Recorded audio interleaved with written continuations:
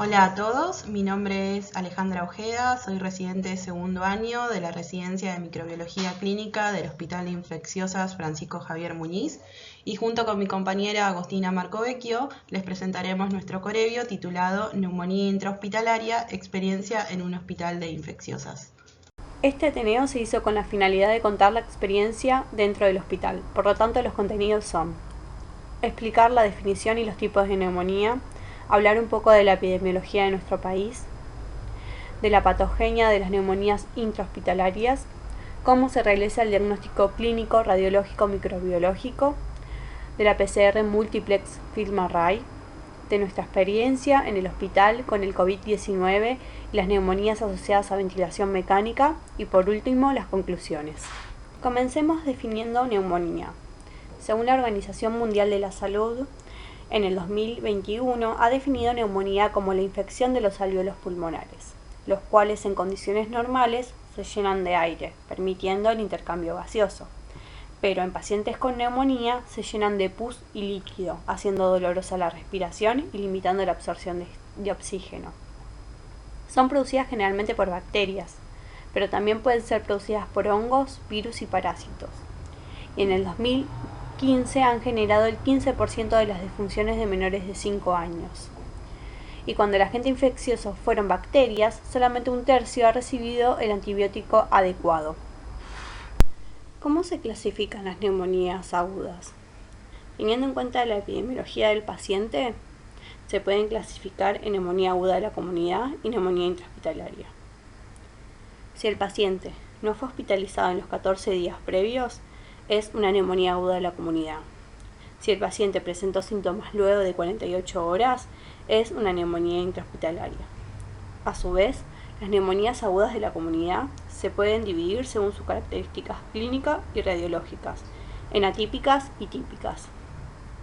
Y las neumonías intrahospitalarias pueden diferenciarse a aquellas que se producen en el paciente sin asistencia respiratoria mecánica o con ella. Comencemos describiendo las atípicas. Es una enfermedad subaguda, se presenta con tos no productiva, cefalea, diarrea y otros síntomas sistémicos. Una característica fundamental es la disociación clínico y radiológica. Los agentes etiológicos más frecuentes son Mycoplasma pneumoniae, Clamidia pneumoniae y Clamidia psittaci, Legionella pneumophila, Coxiella burnetii. Las neumonías típicas es una enfermedad de comienzo repentino. Los pacientes presentan fiebre elevada, dolor pleúrico, producción de esputo purulento y los agentes etiológicos más frecuentes son Streptococcus pneumoniae, Haemophilus influenza, Moraxella catarrhalis. Sin embargo, predecir el agente etiológico en base a esta clasificación puede conducir a errores.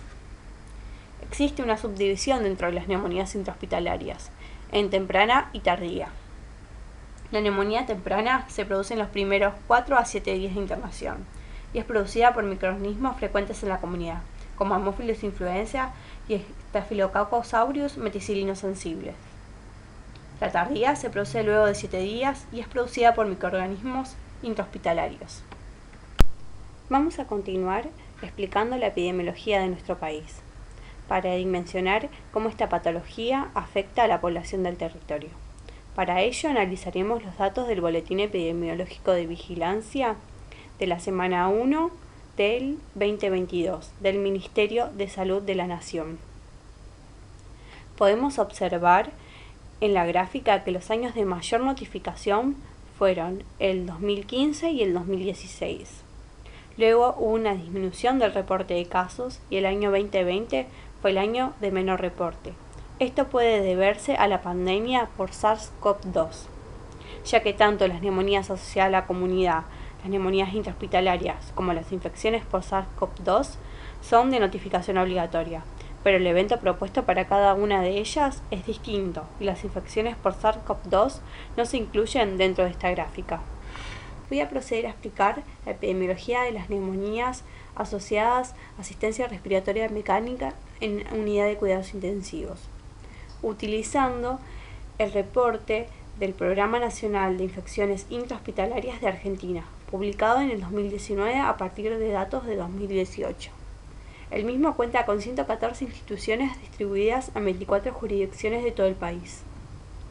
Analizando la gráfica, las tasas de los procedimientos que con más frecuencia se realizan en unidades de cuidados intensivos es la inserción de catéteres urinarios, seguido de la inserción de catéteres centrales y por último la utilización de asistencia respiratoria mecánica. Sin embargo, las infecciones más frecuentes es la neumonía asociada a ventilación mecánica.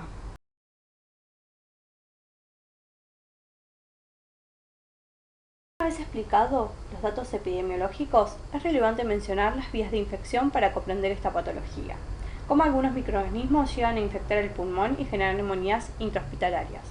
Para contestar esta pregunta hay que tener en cuenta que en pacientes internados existe una colonización previa de la mucosa orofaringea con bacilos gram negativos provenientes del ambiente hospitalario o por vía retrogástrica. Esto es generado por el aumento de proteasas, que disminuyen la fibronectina y la inmunoglobulina, las cuales permiten la adhesión de bacterias gram positivas. Una vez colonizadas las secreciones orofaringeas con bacilos negativos, se pueden colonizar las secreciones traqueales y en pacientes ventilados el tubo endotraqueal. Algunos microorganismos tienen la capacidad de generar biofilms y migrar. Por lo tanto, las vías de infección de las neumonías intrahospitalarias son broncoaspiración, es decir, la aspiración repetida de secreciones orofaringeas contaminadas, esta es la más frecuente. Le sigue en frecuencia la inhalación de materiales aerolizados desde un medio externo, y las menos frecuentes son fiebre hematógena desde un foco extrapulmonar y distante, una vía que se encuentra en discusión, extensión por continuidad, por ejemplo a partir de un absceso hepático. Las vías de las neumonías asociadas a asistencia respiratoria mecánica son vía endógena, la más frecuente y producida por aspiración de secreciones orofaringeas contaminadas. La vía exógena es la menos frecuente, es la colonización directa de las vías aéreas bajas a través del tubo endotraqueal por microorganismos provenientes del exterior. Los posibles reservorios son el respirador, el humidificador y la utilización de técnicas invasivas y la manipulación de las vías aéreas, como por ejemplo la utilización de broncoscopio y reintubación. Su importancia ha disminuido debido a la utilización de métodos de esterilización y desinfección, como la mejora de las técnicas empleadas. Y por último, la translocación bacteriana, vía que se encuentra en discusión, pero adquiere relevancia en los pacientes oncológicos inmunocomprometidos y quemados. Consiste en la translocación de bacterias de la mucosa intestinal a la circulación sanguínea a partir de la cual infectan el pulmón. Existen condiciones del paciente que favorecen las neumonías intrahospitalarias. Incluso hay condiciones que promueven una u otra vía de infección. Estas condiciones se denominan factores de riesgos y pueden dividirse en prevenibles y no prevenibles. Por ejemplo, dentro de las neumonías intrahospitalarias, los factores prevenibles que favorecen la broncoaspiración son la broncoscopía, depresión del sensorio, utilización de sonda nasogástrica. El uso de antiácidos o bloqueantes de protones aumentan el pH gastrointestinal, afectando esta barrera de protección. Los no prevenibles serían la edad del paciente, mayor de 60 años, alteración de las vías aéreas inferiores como EPOC, alteración de las vías aéreas superiores, favorecen la broncoaspiración, la enfermedad neurológica, la cirugía o traumatismo. Con respecto a las neumonías asociadas a asistencia respiratoria mecánica, los factores prevenibles que favorecen la vía endógena son la cabecera no elevada, cambios frecuentes del ritmo del circuito respiratorio, uso de relajantes musculares, sedación continua. La reintubación y el transporte fuera de UTI favorecería la vía exógena.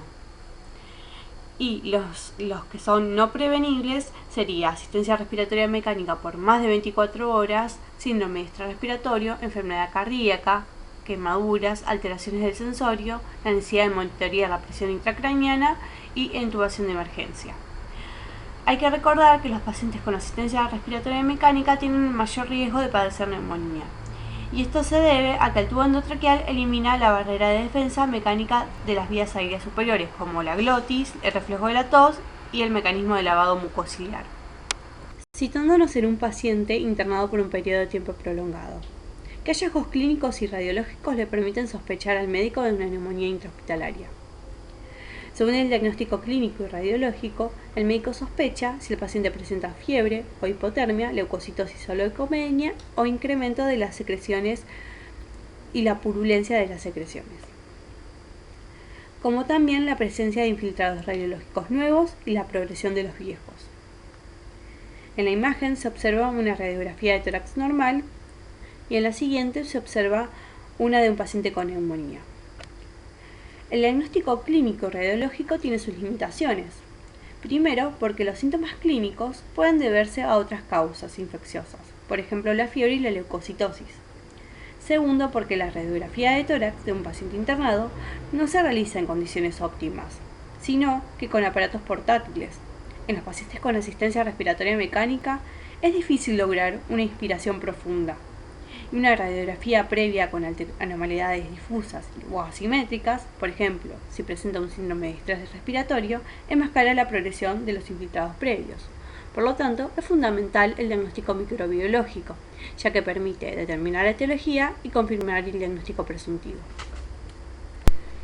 Realizando el diagnóstico microbiológico, los microorganismos más frecuentemente aislados en las neumonías intrahospitalarias, en las precoces en pacientes sin factores de riesgo o terapia antibiótica son Haemophilus influenza, Streptococcus pneumoniae, Staphylococcus meticilino sensible y algunas enterobacterias. En los adultos en unidad de cuidados intensivos son frecuentes Pseudomonas y Staphylococcus meticilino resistentes. Y las polimicrobianas representan un 40%, generalmente asociadas a síndrome de estrés respiratorio. En las neumonías asociadas a asistencia respiratoria mecánica son frecuentes microorganismos como Acinetobacter, Pseudomonas aeruginosa, Staphylococcus aureus y Klebsiella pneumoniae. Va a continuar mi compañera explicando los datos obtenidos en el Hospital Muñiz. Para hablar un poco sobre la epidemiología que nosotros tenemos dentro de nuestro hospital, se evaluaron los aislamientos que se obtuvieron en las muestras respiratorias, en las salas de terapia intensiva. En la sala 1 y 2 se evaluaron los aislamientos desde julio del 2019, que fue una época prepandémica, hasta diciembre del 2020, evaluándose de esta manera el primer año de la pandemia por SARS-CoV-2. Durante el año 2019 se observa el claro predominio de los aislamientos por Pseudomonas aeruginosa. Durante el año 2020 se observa que ese predominio cambia a Acinetobacter baumannii, y lo que es bien notorio en la diferencia entre los 2 años es la disminución de los aislamientos de Staphylococcus aureus como neumopatógenos y la clara permanencia de los aislamientos de Klebsiella pneumoniae. En las salas 3 y 3ID, para el mismo periodo de tiempo y también siendo salas de terapia intensiva del hospital, se observa que durante el 2019 el predominio fue de Pseudomonas aeruginosa y que durante el año 2020 ese predominio pasa a ser de Acinetobacter baumannii, igual que vimos en las salas 1 y 2. También se observa la clara permanencia de Klebsiella pneumoniae en los aislamientos y la aparición de nuevas enterobacterias como Proteus mirabilis, Serratia marcescens y de no fermentadores como los aislamientos de Stenotrophomonas maltophilia y la clara disminución del Staphylococcus aureus como neumopatógenos. De esta manera, una vez conocida la epidemiología del hospital, tenemos que pensar de qué va a depender el correcto diagnóstico microbiológico. Va a depender de la correcta toma, transporte y conservación de la muestra, de la representatividad de dicha muestra, de la realización de los cultivos en los medios adecuados y de la utilización de las nuevas técnicas diagnósticas que están disponibles. Esto es muy importante porque los medios de cultivos adecuados que nosotros utilizaremos en el servicio de bacteriología siempre va a depender de la epidemiología que se maneje dentro del hospital y de la población que asista a dicho hospital, y del recuento de los microorganismos aislados y su sensibilidad antibiótica. La elección de la muestra que se derivará entonces al servicio de bacteriología para el diagnóstico va a depender primeramente del lugar donde se encuentre la lesión pulmonar que presente el paciente y si dicho paciente presenta asistencia respiratoria mecánica o no. De esta forma van a ser consideradas la toma de un lavado broncoalveolar o la toma de un aspirado traqueal. El VAL o lavado broncoalveolar es una muestra muy invasiva para la cual se necesita de un fibrobroncoscopio. Sin embargo, es la muestra de primera elección por su elevada sensibilidad y especificidad, y esto es debido a que es tomado a partir de una técnica dirigida hacia la lesión. Los fibrobroncoscopios que pueden ser utilizados son el fibrobroncoscopio rígido o el fibrobroncoscopio flexible. Si bien el fibrobroncoscopio flexible es menos traumático para el paciente, el fibrobroncoscopio rígido nos va a permitir hacer la extracción de cuerpos extraños y tomar muestras para biopsias transbronquiales si es necesario. En este punto es importante recalcar que el Hospital Muñiz es un centro de referencia en extracción de cuerpos extraños, por lo que las muestras siempre son tomadas con el fibrobroncoscopio rígido. Como les comenté antes, se pueden tomar biopsias para la realización de exámenes de citología y permite la extracción de muestras transbronquiales. El aspirado traqueal es una muestra que se toma en los pacientes con asistencia respiratoria mecánica. Esto es debido a que simplemente se recogen las secreciones que se acumulan en la tráquea debido a la presencia del tubo endotraqueal o tubo de ventilación. Y es una muestra que posee una sensibilidad y una especificidad mucho más baja, y esto es debido a que es mucho más sucia por la presencia de microorganismos colonizadores de vías aéreas superiores que muchas veces pueden entorpecer la visualización y el crecimiento de los potenciales neumopatógenos. De esta manera, entonces, para asegurarnos de que el diagnóstico microbiológico sea óptimo, debemos tener en cuenta algunas consideraciones. Como dijimos antes, el tipo de muestra dependerá de la sospecha clínica y del nivel donde el paciente presente la lesión, si el paciente posee asistencia respiratoria mecánica o no. La recolección de la muestra debe hacerse siempre en frasco estéril para evitar contaminaciones. Debe transportarse de inmediato al laboratorio, ya que es muy importante tanto para la viabilidad de los microorganismos como para su recuento y luego poder interpretar los resultados correctamente. Dicho transporte debe realizarse siempre en condiciones de bioseguridad en sistemas de triple envase. Esto significa el frasco primario dentro de una bolsa de bioseguridad que se introduce en un tubo plástico o contenedor y el mismo dentro de una caja, y de esta manera ser remitidas al servicio. Las muestras deben procesarse inmediatamente y en el caso de que debieran ser guardadas, se pueden conservar a temperatura ambiente por un máximo de 2 horas. Una vez ingresada la muestra al laboratorio, lo primero que se hace es evaluar la representatividad de dicha muestra. Para esto se realiza una observación microscópica en un aumento de 10 por. En este punto cabe destacar que debido a la epidemiología de la población que es atendida en el hospital, todas las muestras son sembradas para la búsqueda de gérmenes comunes y luego se evalúan según la clínica de cada paciente. En el examen microscópico se evaluarán la presencia de células epiteliales escamosas y de leucocitos para los aspirados traqueales y de células epiteliales escamosas, leucocitos y macrófagos alveolares para los lavados bronquioalveolares.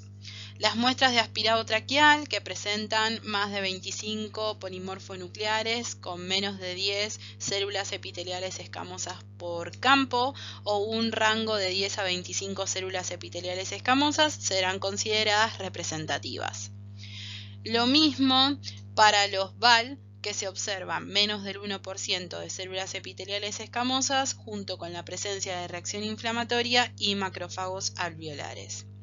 Tanto los leucocitos como los macrófagos alveolares para los VALes se informarán de manera cualitativa. Esto significa escasos, regular o abundantes. También debemos hacer énfasis en que todas las muestras son aptas para la búsqueda de Mycobacterium tuberculosis. De manera tradicional, entonces, el cultivo para los VALes y aspirados traqueales se realizan por dos métodos, el método cualitativo y semicuantitativo. En nuestro hospital, el método por agotamiento es el método cualitativo que se utiliza. Esto implica realizar una siembra con 4 estrías, como se muestra en el diagrama. Las estrías no deben tocarse entre sí y el lanza no debe ser recargada con muestra entre estría y estría. Se realiza en agar chocolate. Esto es para poner en evidencia la presencia de microorganismos fastidiosos. Y también se utiliza como siembra directa y como control de crecimiento de los microorganismos que pudieran crecer a partir de la siembra por el método de diluciones. El método de las diluciones es el método semicuantitativo de elección. Dichas diluciones son realizadas en caldo BHI y para las muestras de BAL se van a sembrar en agar sangre y agar chocolate, y para las muestras de aspirado traqueal en agar sangre más el CLD y el CPS. Los medios de cultivo que se eligen para realizar dichas siembras van a depender siempre de la epidemiología que se manejen en las salas del hospital, y esto tiene que ver con utilizar sobre todo el agar chocolate por la presencia de microorganismos fastidiosos, y los medios cromogénicos y selectivos para bacilos negativos por la presencia de enterobacterias y no fermentadores. Todas las placas son incubadas a 35-37 grados al 5% de dióxido de carbono y se cultivan por un periodo de entre 5 y 7 días para poder dar el resultado final. Las muestras son trasladadas y procesadas en condiciones de bioseguridad. Esto quiere decir en cabina de bioseguridad y con el uso del barbijo N95 y guantes obligatoriamente. Los aspirados traqueales son remitidos en frasco de boca ancha estéril, como se muestra en la imagen. Desde este frasco se realizan las tinciones de Gram y Ziehl-Neelsen para evaluar la presencia o ausencia de bacterias y VAR respectivamente. Si es necesario, pueden adicionarse las tinciones de Kinshu en neumonías cavitadas o de Giemsa si se sospecha de una micosis. También se realiza la siembra directa cualitativa, que es por el método de 4 estrías, como explicamos anteriormente. Para realizar las diluciones se toman 100 microlitros de la muestra y se la coloca en 1 mililitro de caldo BHI. Se homogeneiza y se tomarán 100 microlitros y se colocarán en otro tubo con 1 mililitro de BHI y así sucesivamente hasta completar 4 diluciones como se muestra en el esquema. De esta manera nos quedarán las diluciones 10 a la menos 4, 10 a la menos 3, 10 a la menos 2 y 10 a la menos 1. Y las dos diluciones que se utilizan en la siembra son la dilución 10 a la menos 4 y 10 a la menos 3. De las diluciones 10 a la menos 4 se van a sembrar 100 microlitros en agar sangre y 100 microlitros en el agar CPS cromogénico de manera masiva. De las diluciones 10 a la menos 3 se sembrarán 100 microlitros en agar sangre y 100 microlitros en CLDE también de manera masiva. De estas formas, las placas serán observadas a las 24 y 48 horas y se realizará el conteo de colonias si corresponde.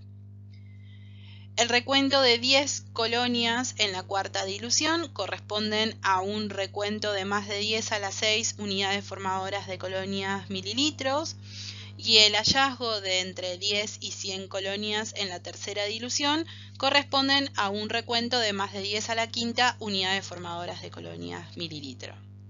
Si bien el punto de corte para neumopatógenos es de más de 10 a la 6 unidades formadoras de colonia mililitro, los recuentos de más de 10 a la 5 unidades formadoras de colonias mililitros son importantes en pacientes inmunocomprometidos, sobre todo cuando hay clínica asociada, o en pacientes con tratamientos antibióticos previos. Los lavados broncoalveolares van a ser procesados de una manera similar. También se recibirán las muestras en condiciones de bioseguridad y serán procesadas en las mismas condiciones. Se recibe la muestra en tubo cónico estéril y lo primero que se realiza es la siembra directa por el método cualitativo, el método de las 4 estrías, como explicamos anteriormente. Para la realización del método de las diluciones se tomarán 100 microlitros de la muestra y se colocarán en un tubo con 1 mililitro de BHI y se realizarán sucesivamente 3 diluciones como se muestra en el esquema. De esta forma nos quedarán las diluciones 10 a la menos 3, 10 a la menos 2 y 10 a la menos 1. Para la siembra se utilizarán las diluciones 10 a la menos 3 y 10 a la menos 1. Posteriormente, la muestra deberá ser centrifugada para la realización de la observación del fresco y la tinción de Gram para la búsqueda de bacterias y de Sil-Nielsen para la búsqueda de bacilos ácido-alcohol resistentes. También pueden realizarse las tinciones de Kinshu y Giemsa si son requeridas. Para realizar entonces la siembra de diluciones se utilizarán la dilución 10 a la menos 3 y 10 a la menos 1. Para ambas diluciones se sembrarán 100 microlitros en agar sangre y agar chocolate. El recuento de 10 colonias en la dilución 10 a la menos 3 corresponde a un recuento de más de 10 a la 4 unidades formadoras de colonias por mililitro y un conteo de entre 10 y 100 colonias en la dilución 10 a la menos 1 va a corresponder con un recuento de entre 10 a la 3 y 10 a la 4 unidades formadoras de colonias por mililitro. Si bien el punto de corte para neumopatógenos es más de 10 a la 4 unidades formadoras de colonia por mililitro, los recuentos menores deben tenerse en cuenta en pacientes inmunocomprometidos y pacientes con tratamiento antibiótico previo, sobre todo cuando hay clínica asociada. La aparición de nuevas técnicas diagnósticas como la PCR múltiplex permiten obtener resultados preliminares en un menor tiempo, pero ¿es realmente un diagnóstico rápido? El FilmArray es una PCR múltiplex que integra preparación, amplificación, detección y análisis de la muestra en un sistema cerrado que minimiza la contaminación. De esta forma realiza pruebas moleculares que facilitan el diagnóstico sindrómico y detecta una amplia variedad de potenciales neumopatógenos y los genes de resistencia de antimicrobianos. El panel de neumonía detecta 33 targets moleculares, entre los cuales hace detección cualitativa de bacterias y virus, detección semi-cuantitativa de bacterias y detección de genes de mecanismo de resistencia antibiótica.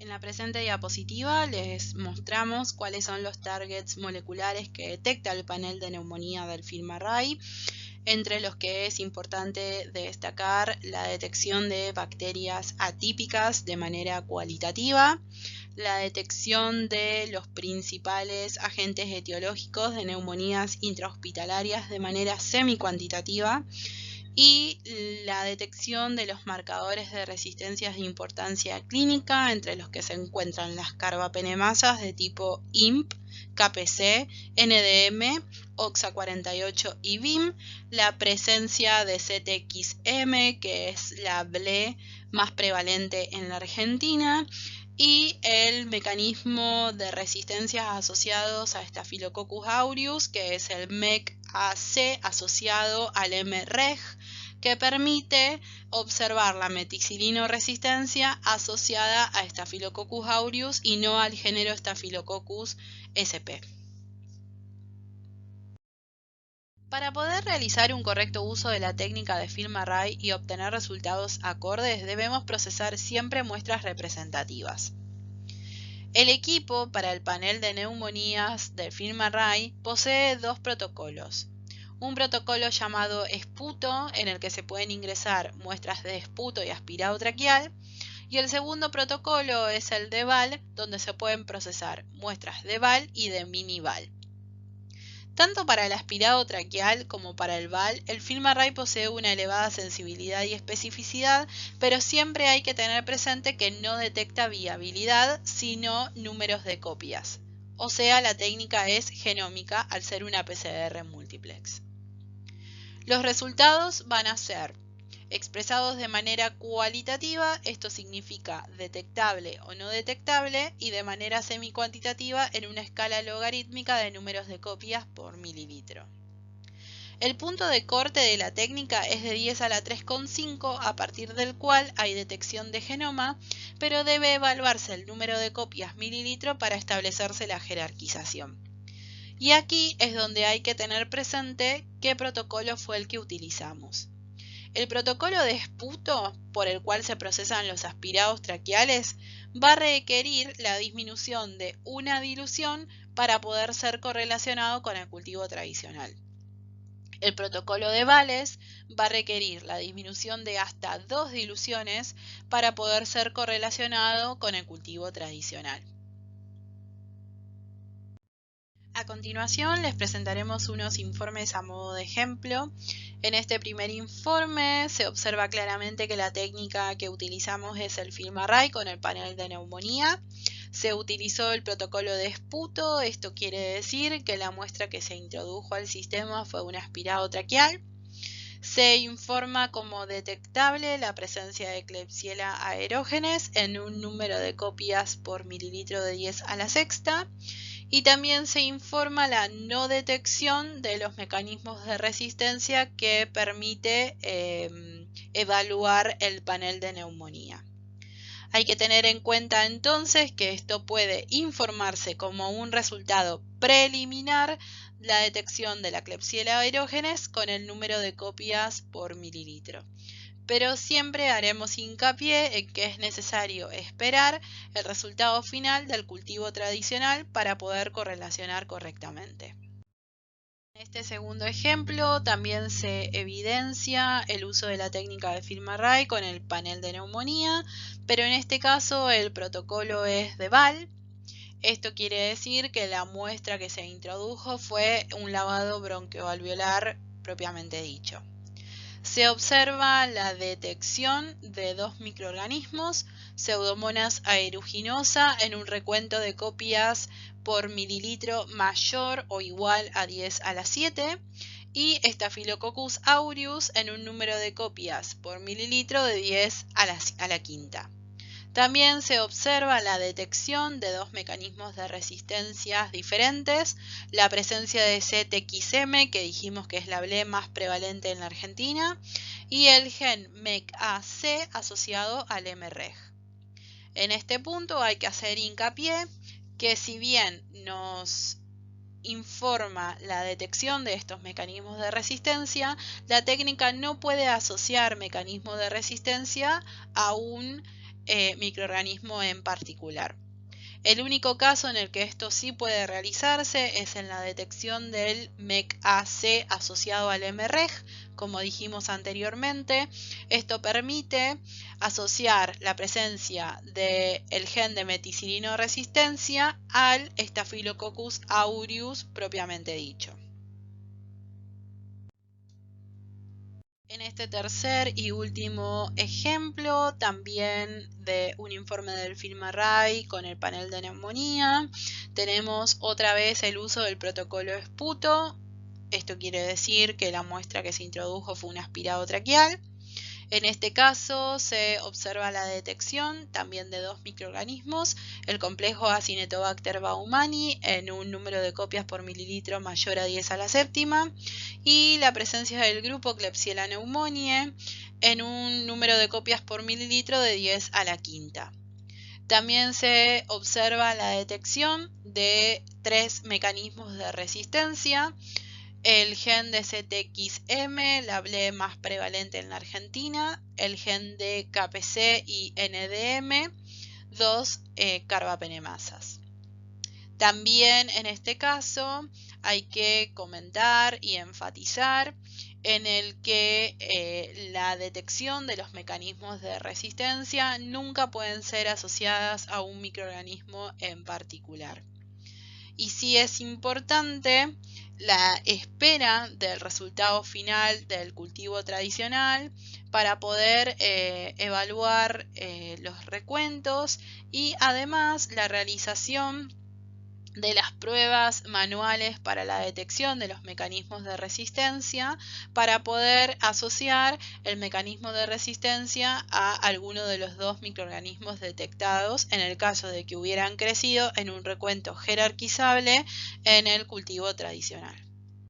Cuando comparamos el FilmArray con el cultivo tradicional, vemos que en sus ventajas como técnica se pueden nombrar la rapidez, el fácil manejo, la capacidad de poner en evidencia la presencia de mecanismos de resistencia permitiendo el ajuste rápido del tratamiento empírico, sin olvidar que la técnica es genómica. La elevada sensibilidad que le otorga un alto valor predictivo negativo. Esto quiere decir que si se informa un microorganismo como no detectable, es muy confiable y se puede decir que el paciente no presenta a dicho microorganismo. Entre sus desventajas, la técnica no detecta viabilidad, entonces esto hace que sobreestime el recuento de números de copia por mililitro. La presencia de los genes de resistencia no implica la expresión de dicha resistencia. Y la detección de bajo recuento de los microorganismos no siempre corresponde a la etiología responsable del cuadro clínico.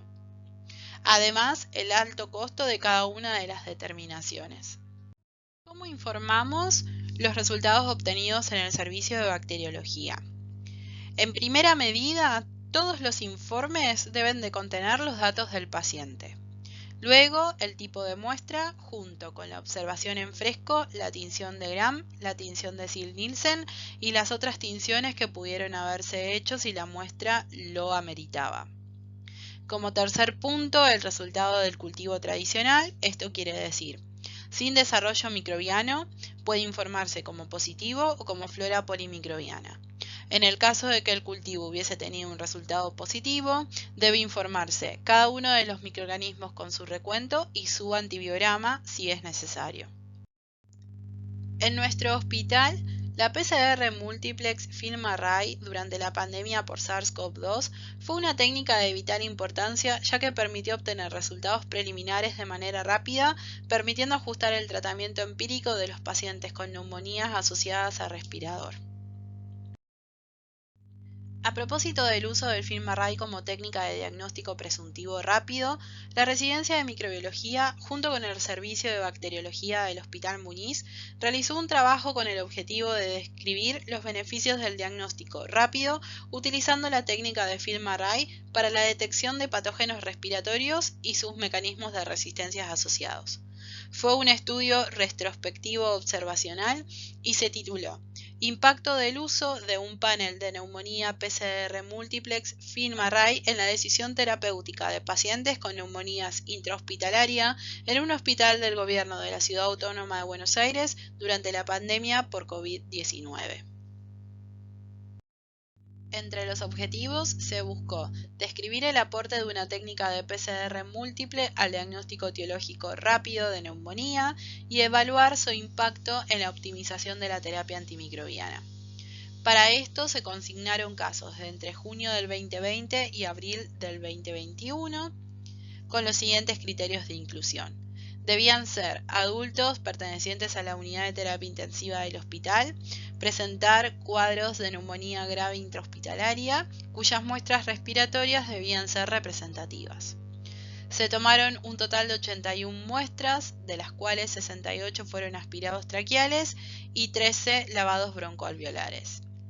A todas las muestras se les realizó el FilmArray con el panel de neumonía y se recolectaron y analizaron los datos. Era importante conocer si los pacientes eran COVID-19 positivos, si poseían asistencia respiratoria mecánica, si poseían tratamiento empírico y si hubo cambio de conducta en el tratamiento una vez obtenido el resultado del FilmArray. De los 81 pacientes estudiados, el 82,71% fueron pacientes COVID-19 positivo, con una mortalidad asociada del 47,76% y el 91,35% requirió asistencia respiratoria mecánica. El resultado obtenido por el FilmArray condujo a un cambio de conducta terapéutica en el 67,9% de los casos, el 32,10% por suspensión de antibióticos con desescalamiento de vancomicina en un 68% y el 58,02% por el agregado de antibióticos. Esto fue sobre todo para cubrir microorganismos multiresistentes. De esta manera podemos afirmar que el FilmArray aportó al diagnóstico sindrómico rápido en pacientes con neumonías intrahospitalarias, que impactó en el tratamiento antibiótico y en la confirmación del ya instaurado en 59 casos, esto es el 72,80%, condujo al escalamiento terapéutico en el 58% de los casos y al desescalamiento en el 32%, y favoreció la disminución del uso de vancomicina, y esto en correlación con la epidemiología que se observó durante los 2 años en nuestro hospital, con la consecuente disminución de los aislamientos de Staphylococcus aureus como neumopatógenos. Para finalizar, podemos concluir que el VAL sigue siendo la muestra de primera elección debido a su alto valor predictivo negativo, que el FilmArray demostró ser de utilidad en el diagnóstico presuntivo rápido, permitiendo la implementación del tratamiento empírico dirigido a cada paciente o al escalado o desescalado del mismo. La presencia de mecanismos de resistencia deben ser confirmados por las técnicas manuales en todos los casos. El cultivo tradicional sigue siendo el gold estándar aun cuando se tiene disponible la PCR multiplex, y que el riesgo de los pacientes intubados de padecer neumonía es de 6 a 21 veces mayor y la mortalidad asociada se estima en un 25%. Muchas gracias a todos por su atención.